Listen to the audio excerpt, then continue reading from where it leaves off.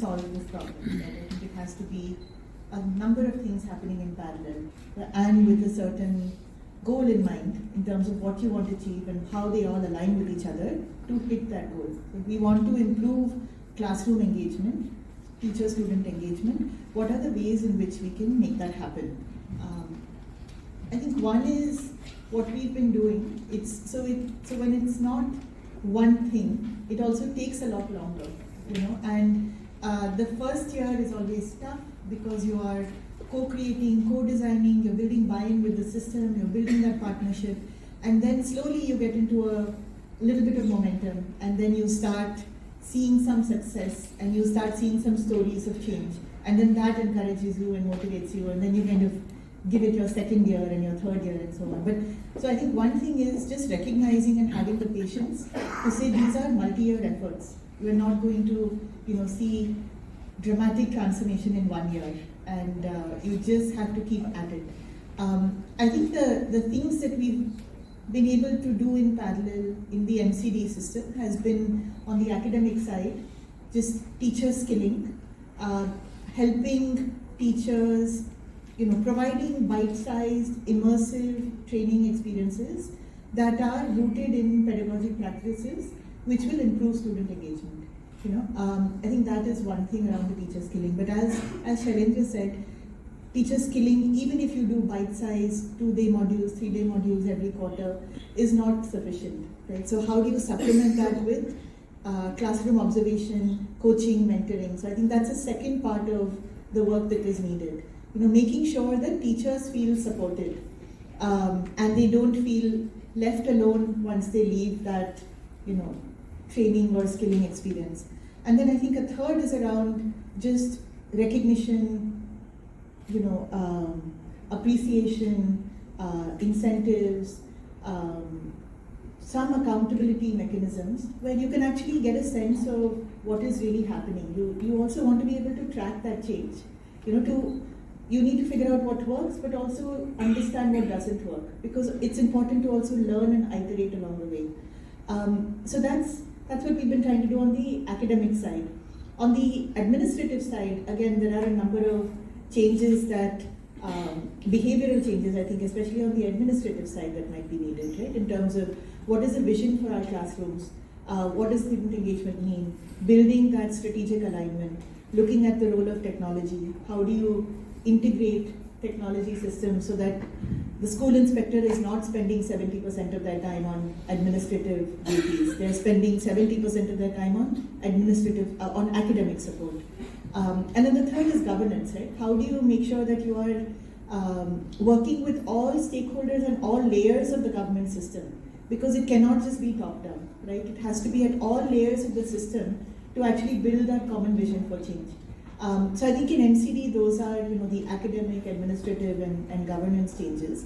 I think a lot of what inspires and motivates the change is believing that it is possible. I think seeing is believing, having a North Star. I think Atashi was saying in the morning, shifting that fundamental mindset to saying this is the excellence that a government school can provide, and the litmus test is, would a teacher, school leader, school inspector, BRP be comfortable sending their child to that school as opposed to a private school?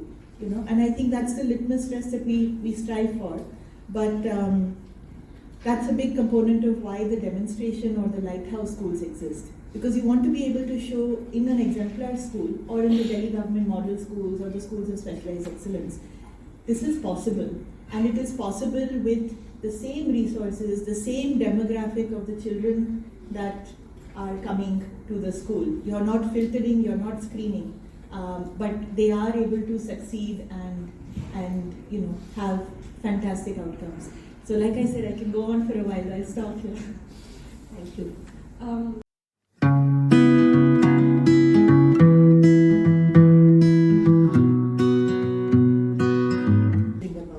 We don't go in with 10 things. We have 4 things that we think are critical to changing that classroom environment. And those are the 4 things that we will try and prioritize.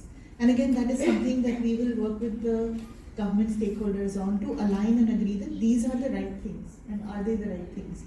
A second is believing in the agency of the teacher to bring about that change, because there are so many different contexts. In Madhya Pradesh, 90% of schools are rural schools, and many of them are in tribal districts where the challenges are so different from a Delhi, right? And understanding having that empathy for the teacher to be able to relate to the challenges that he or she is facing on ground as practitioners. But I think so making sure that the agency of the teacher is kept and not taken away, but in doing so, trying to use technology as a way to reach every single teacher, right? So every teacher in Madhya Pradesh will have a smartphone and access to data, regardless of how far that cluster might be. How do you, when it comes to a teacher training program, leverage some of the national platforms like Diksha to actually be able to reach every single teacher? Because the old model used to be you set up a block resource center or a district resource center and then bring all the teachers to the district resource center, which oftentimes is just, one doesn't recognize that the teacher will make that move to come to the district, but that is 3 days of lack of that child in that teacher's classroom will not have a teacher for 3 days. And that may be a two-room school. And so you may have 50 children who have no learning for the period of time that the teacher is away. And so again, if you just think of technology as an enabler to actually be able to reach the last mile teacher, I think that is a kind of another thing that has helped us to scale and reach every single teacher. I think a third is, which oftentimes does not get enough prominence, is disseminating, communicating, and really mobilizing the system. So something as, I remember someone said a couple of years ago, education reform can often happen through WhatsApp, and WhatsApp is a way to actually just communicate really effectively if you can set up the right structures to actually again reach every single teacher.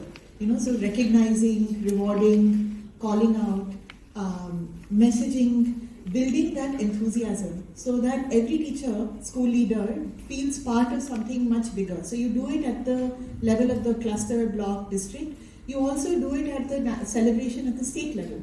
And so that communication, dissemination, emphasis also I think is an important ingredient in being able to scale, because it builds ownership within the system.